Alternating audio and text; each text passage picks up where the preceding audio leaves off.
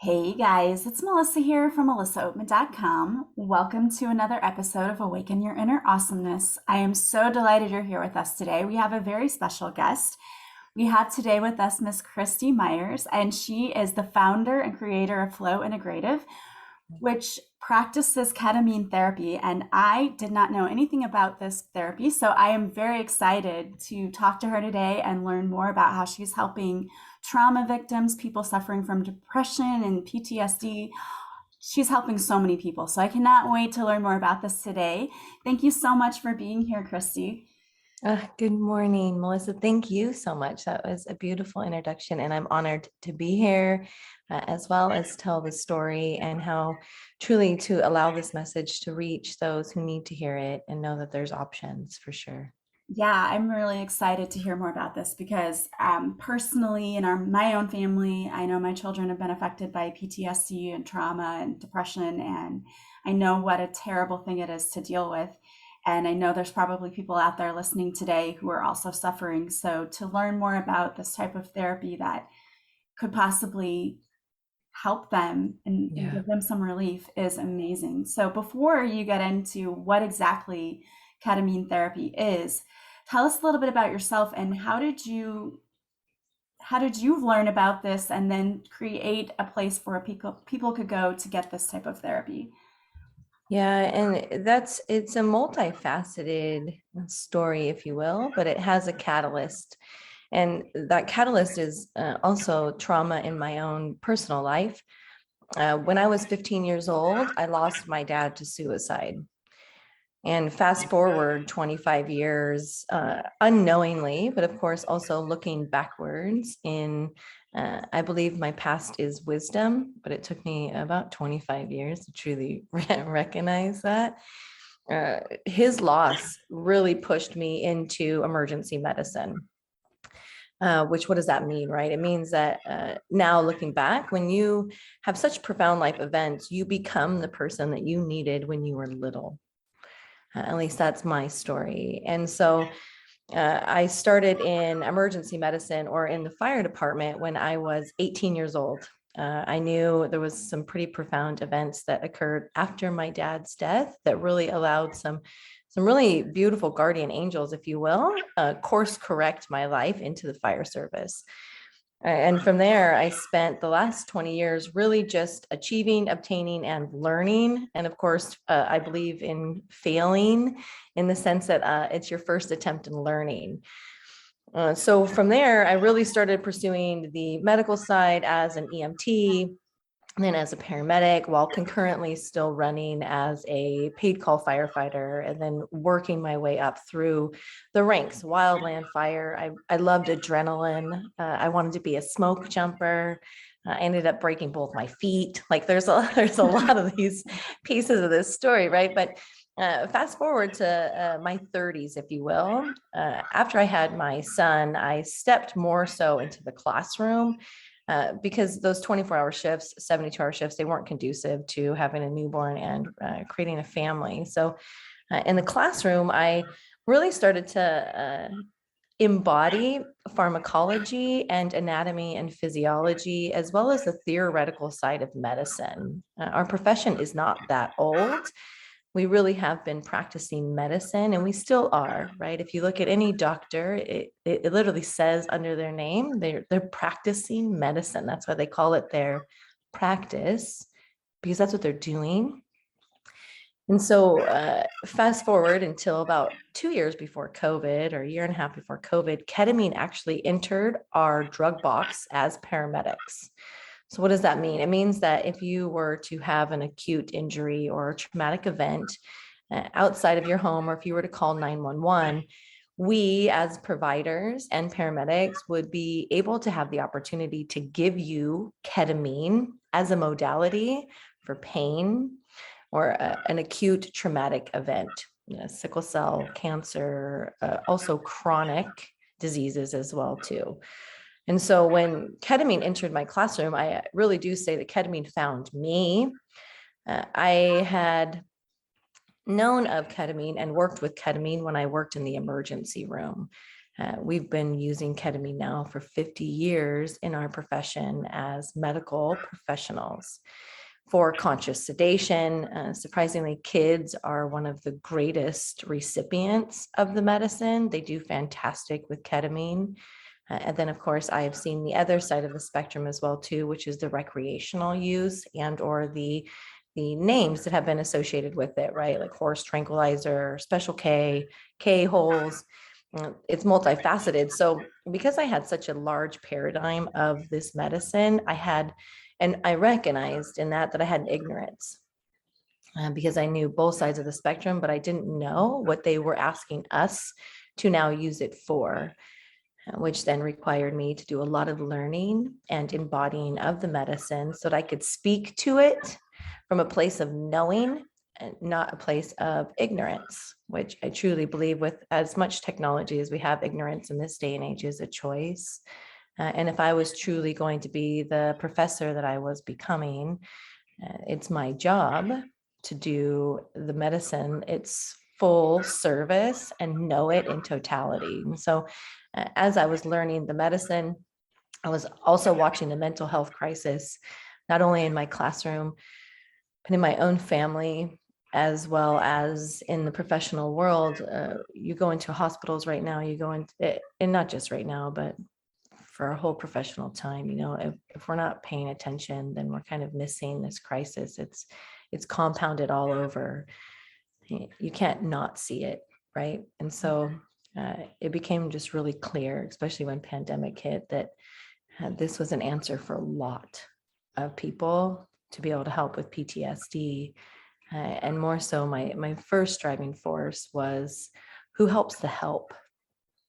I really started to ask those questions in my classroom, how many people we think we impact and how it impacts our clients or our patients when we show up and we're not healthy, and what that looks like and how it compounds over time, and really allowing students to tell their story, because I recognized several years ago or early in my profession as I stepped into the classroom that a majority of us are there because we needed to become the people that we didn't have when we were little.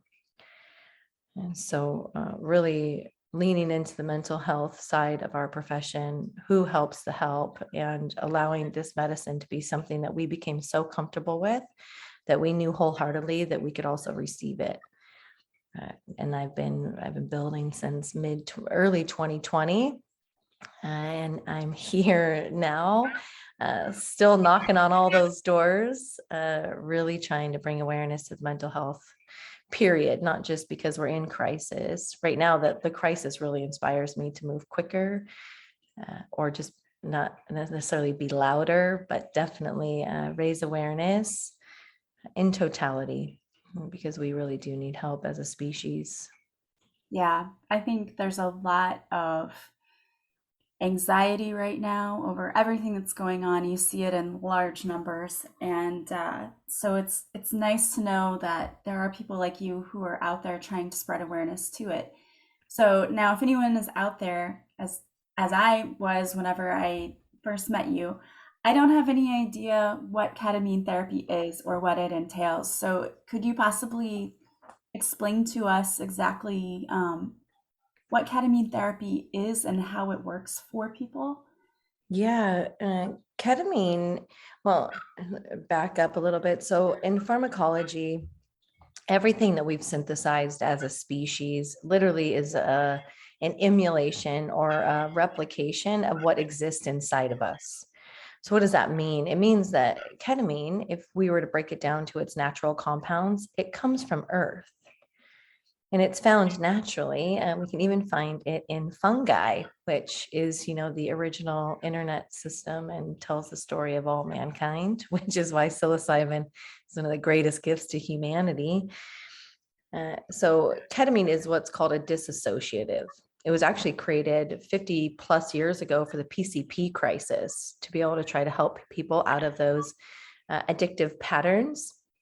And from what the 70s were really bringing into our awareness with psychedelics, before, we decided to have a war on consciousness. It's not necessarily a war on drugs, it's consciousness.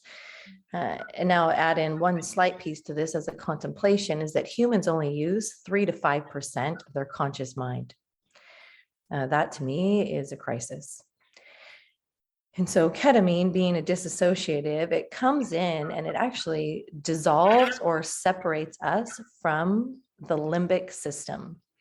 The limbic system is the most reptilian or archaic part of our brain. It's what's been in creation the longest. And so therefore, it also has a lot of influence. And before I go further too, I really would encourage all the listeners to temporarily suspend their current belief systems. Because a lot of times if we hear something that isn't in alignment with our current belief system, it doesn't resonate and or we discredit it. So just trying to be open to receive new information. And then the validity behind it is definitely the due diligence to each person to research it. But when we dissolve the limbic system, we do a couple things. One is that we remove the deeply embedded survival from our human being, meaning the nervous system gets a break. We temporarily go out of survival neurologically and physiologically. So we actually get out of our own way. We're taught from a really young age to be in a hurry and to worry. We get told to watch out or don't do that or whatever it is from when we're as young as 1 year old, right? And so it actually starts training the neural circuitry to be in hypervigilance and diligence.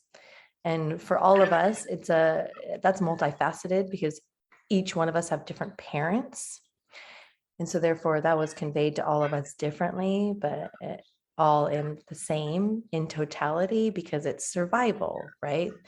We allude to kids all the time as having resiliency and that kids are surviving. Well, that's exactly what they're doing, is surviving. And just because we're aging doesn't mean we're thriving.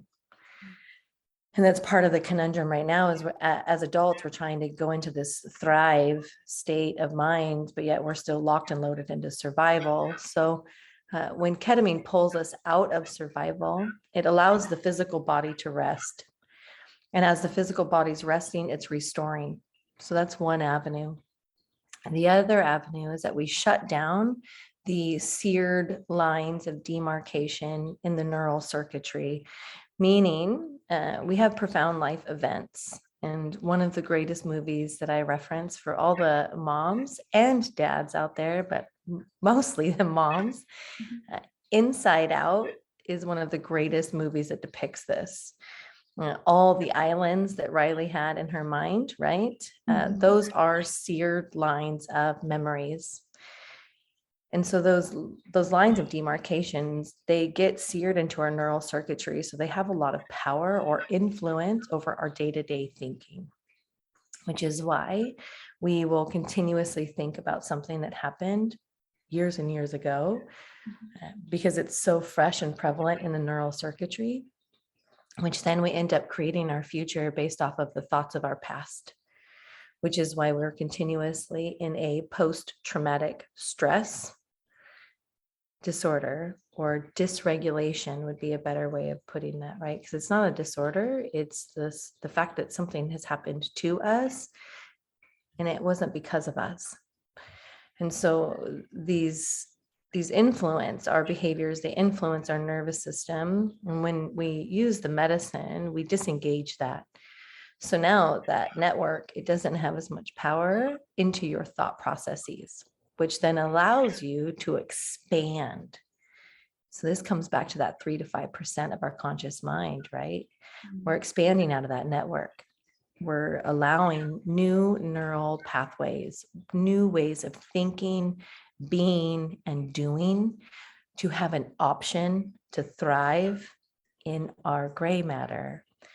Our brains are amazing. We have 100 trillion neurons just waiting to fire and wire But if we're continuously engaged in something that was tragic, the other neural circuits don't have a chance to even get lit up because there's so much power to a past event. So it allows us to expand. It allows our minds to become more susceptible to new behaviors, new thoughts, new ways of doing life. And that's different for everyone. At the same time, it also allows us to observe. We go out of body.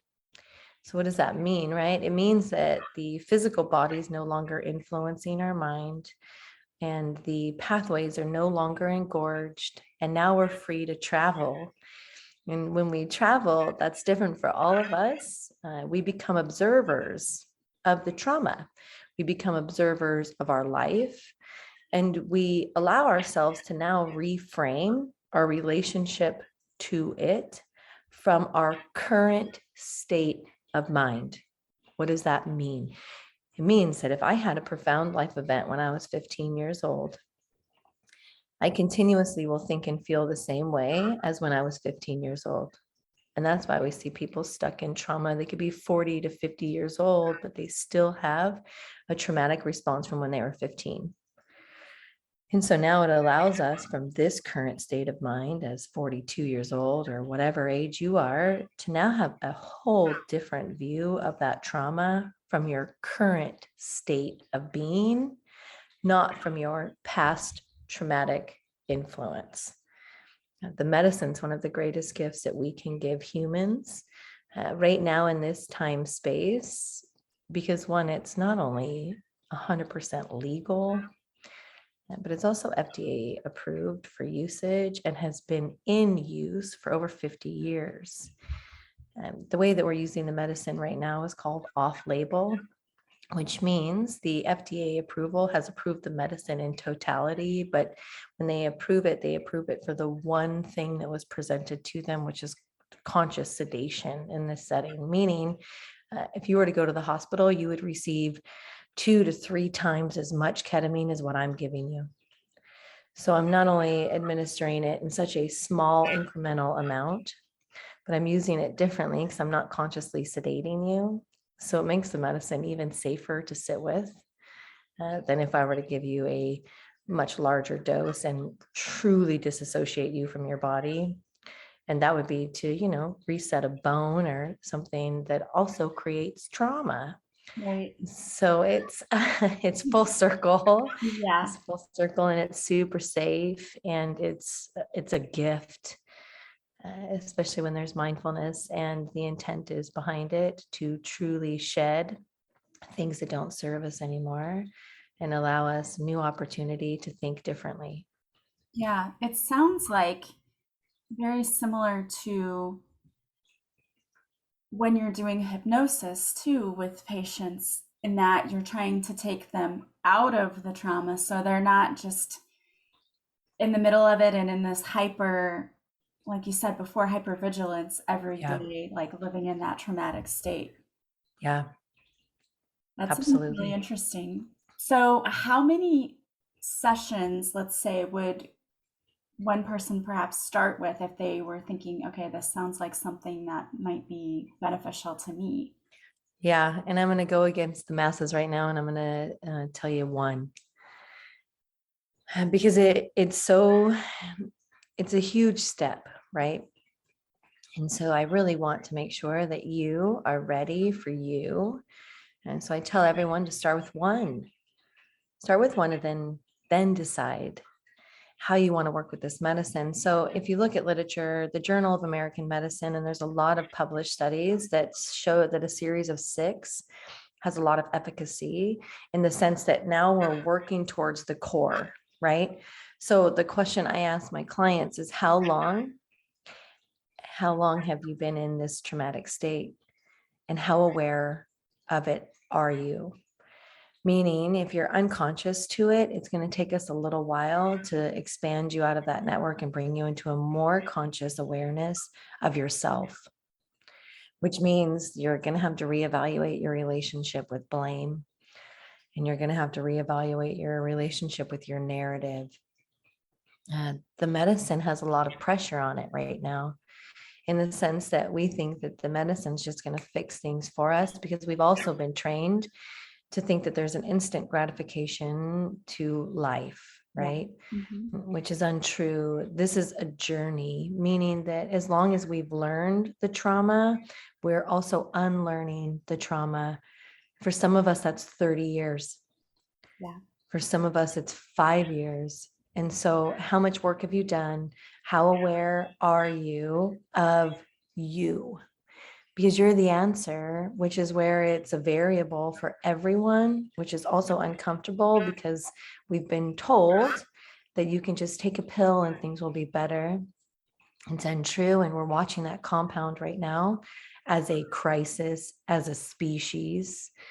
Uh, Truly, the thing I've really been calling in is families, because we also, uh, they came from us, right? Especially for moms and kids right now. The vibrational frequency is real. You can pick up on your kids when they're out of alignment. You know when they're not vibrating truth. You know when they're hurt. You know when they're worried. You can feel it at a cellular level. So, really working with moms and kids right now. And it also allows women to come out of survival, which then helps everyone, especially the male side of the species, in the sense that we then take a lot of pressure off of ourselves, because women feel safer. We don't feel like we're so deep in survival, which then gives us a chance to allow kids to thrive, because we're not as reactive, which then also allows men to show up in a more dominant or masculine energy, to where we also feel safer. It's a win-win for humanity, but first we'd have to get out of our own damn way, Yeah. which is the hurdle, right? And so, I mean, a lot of us are attached to our narrative. Yeah. You listen to people tell their stories and they're like, well, I'm this way because 30 years ago, X, Y, and Z. We have to come into here now if we're going to make it forward. We can't keep telling the story of the past. We must use it as wisdom. Yeah, absolutely. That gave me chills. Uh, Yeah, we definitely need to start healing. And I think a lot of people, I think that's, the task seems so daunting that instead of wanting to try to heal, they just don't even know where to start. And I think yeah. it's that that's the common thing for a lot of people. It's just, how do I even start? Because so many people have been stuck in trauma for so long, for years and years. You can't see the forest when you're smashed against the tree. Yeah. We give you room to breathe. We give you room to expand. And with my whole heart, Melissa, the medicine meets each person where they're at. So there's no expectation other than the courage to show up. And that's huge. It's huge. Yeah. Yeah, that's so huge. And now, if we have people out there listening, I know you have your Flow Integrative Center. Where are you guys located? We are located in Encinitas, California, which is North County, San Diego, which is we're about 40 minutes north of San Diego itself, right outside of Carlsbad, about 40 minutes south of Dana Point, is our first location, or where I initially rooted, is what I like to say. We landed down here, and then my kids and I just moved down here recently to fully support the mission. And I have some pretty beautiful news as well, too, is that we're opening a second location in San Mateo, which is in the San Francisco Bay Area on the peninsula. And we're set to open, the first week of August. Congratulations. Thank you so much. It's huge. Exciting. Yeah, that's very It's really exciting. exciting. Thank you. Yeah. So if anyone is out there and they're thinking, this might be the treatment that maybe would work for me, that could help me on my healing journey, what is the first step, and how can they possibly either learn more or get a hold of you or be able to work with you? There's a few areas to do that, or a few ways to do that. One is that you can go to our website, And if you would like to read, I have a lot of research up on there. I have some beautiful videos and other testimonies, which it's flowintegrativeketamine.com. So you can read there, or you can call me at 909-735-FLOW.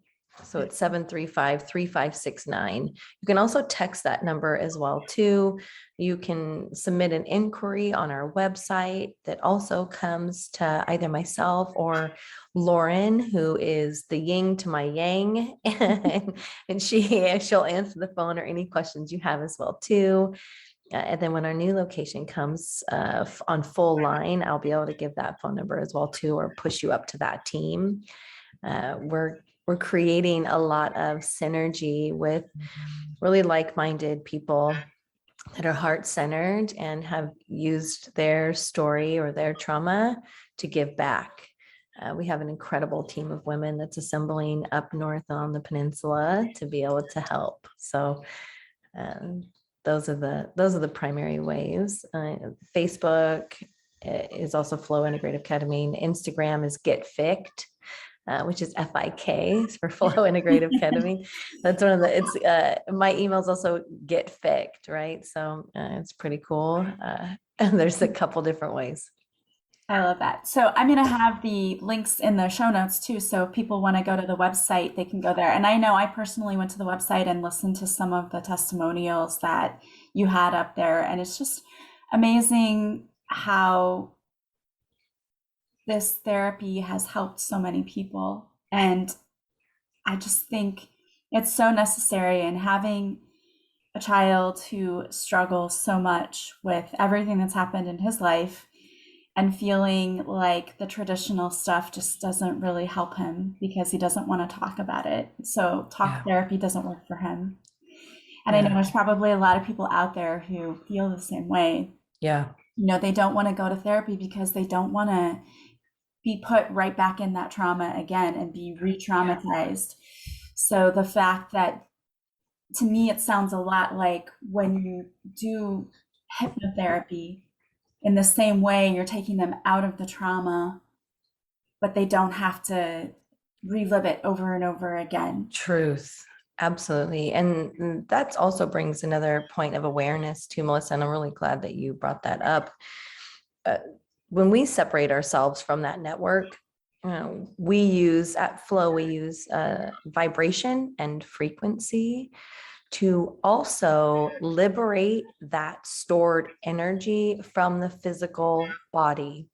So when we separate the limbic system, we give ourselves access to the amygdala and the hippocampus, which are two emotional centers in the brain that stores the records of the past emotionally and energetically, which also gets stored in the body.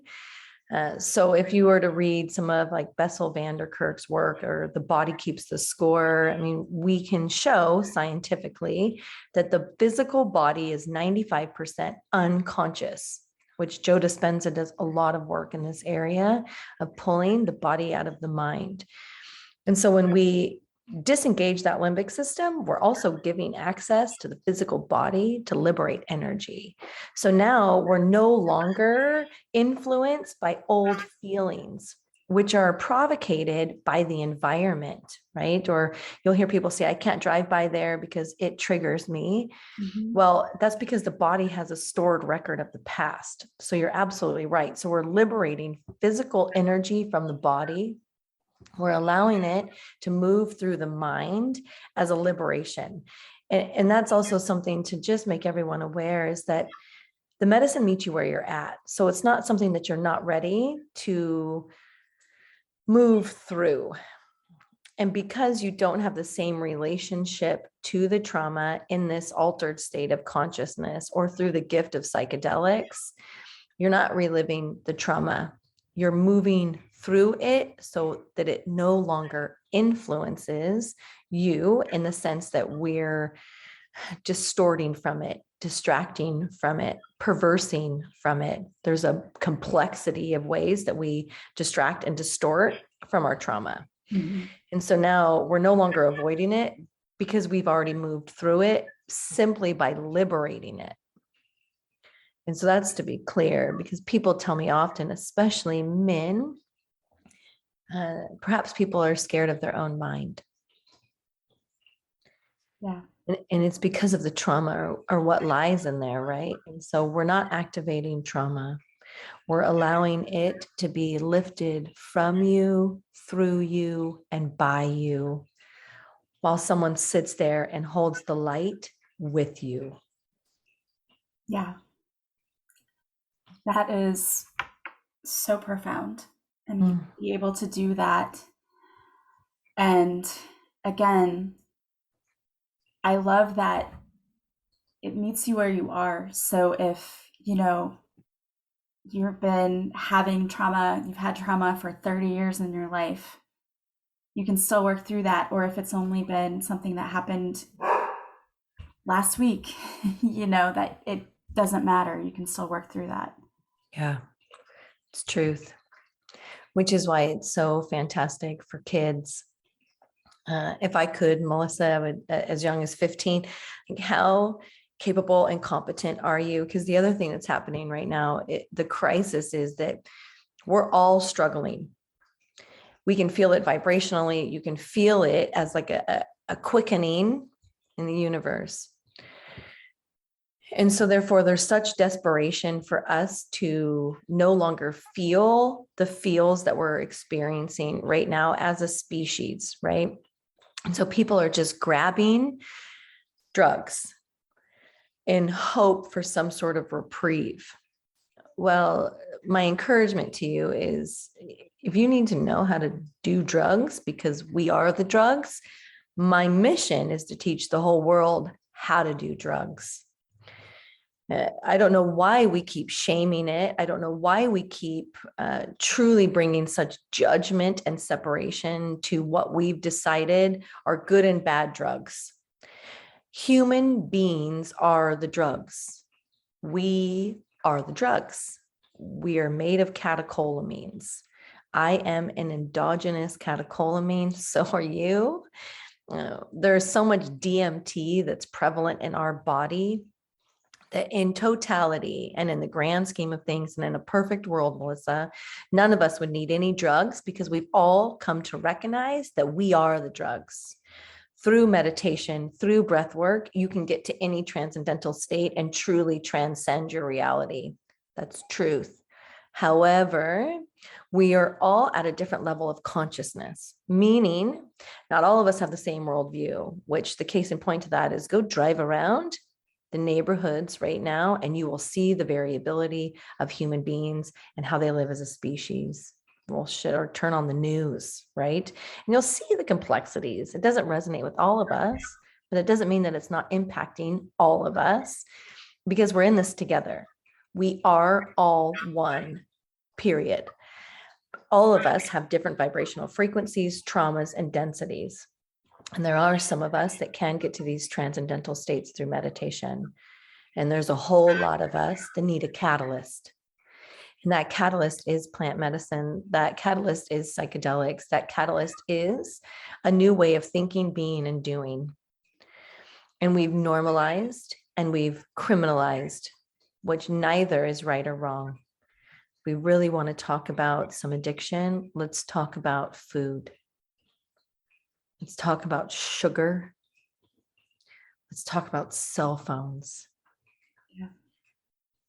True. And so it's just why are we reframe? Like, we need to reframe our relationship with this. If people are doing drugs, and I tell my kids often, Melissa, and this is super uncomfortable, right? Because I look back on my childhood. If they're scared to tell me the truth of what they're doing, then I have erred as a mom, because they don't feel safe enough to tell me. We talk about drugs all the time, not only because it's my profession, but I also know that there are a lot of little kids right now that are curious as hell, and they are hurting inside, and they are scared to tell the truth. And so they're trying to escape, and they don't know how to do drugs, and they certainly don't know where to get it from. And I don't know what pissed off the drug dealers, but there are a lot of harmful things being put into recreational drugs right now that are killing a bunch of little kids. And it's tragic. And so at what point are we going to normalize having these conversations? At what point are we going to talk about sadness as a symptom, as a human being, without labeling it, medicating it to avoid it, or shaming it? Yeah, you're right. Absolutely. There's a huge crisis going on right now of, I think, young people not knowing how to deal with their emotions Oh, and yeah. what's happening in the world right now. And I think it's scary for a lot of kids. It really is. Mm-hmm. Yeah. 100%. Well, it gives me hope that at least there are people out there like you who are trying to educate the world and who are offering alternative forms of treatment for people who, again, we're not a one size fits all. So some people work best in therapy, some people work best utilizing treatments like ketamine. So Yeah. I'm glad that you were here to be able to talk to us about its usage and what it is, because before talking to you today, I've never heard of this type of therapy before, but it's nice to know that there are options for people. Yeah, absolutely. Thank you so much for coming here today and for educating us a little bit more. And anyone out there who's listening and would like to know more information can always go to your website. And again, we'll have that in the show notes. I appreciate you very much, Melissa. And thank you for having me, because it's an honor to be able to tell the story and to be able to raise awareness and to be able to educate just that much deeper and let people know that there are some options out there and there's some safe places to come surrender. Yeah, Mhm. absolutely. Well, thank you so much. And I want to thank all of you for being here with us today as well. You know, you don't have to suffer with depression or anxiety. There's so many different ways to get help. I encourage you to look at all of your different options and, you know, check it out, find out more information if you think this might be beneficial, because I don't want anyone to be out there suffering, because it's you don't have to suffer. There's help out there. So thank Yeah. you for joining us. Check out the show notes if you'd like more information. You can follow me on social media. If you need anything, always don't hesitate to reach out. If you like this podcast, please subscribe. Please leave a positive review from wherever you're listening. And as always, the greatest compliment you can pay me is to share it with others. I hope you have a beautiful day today from wherever you're listening. I am sending you guys so much love and light, and I will talk to you soon. Bye, guys.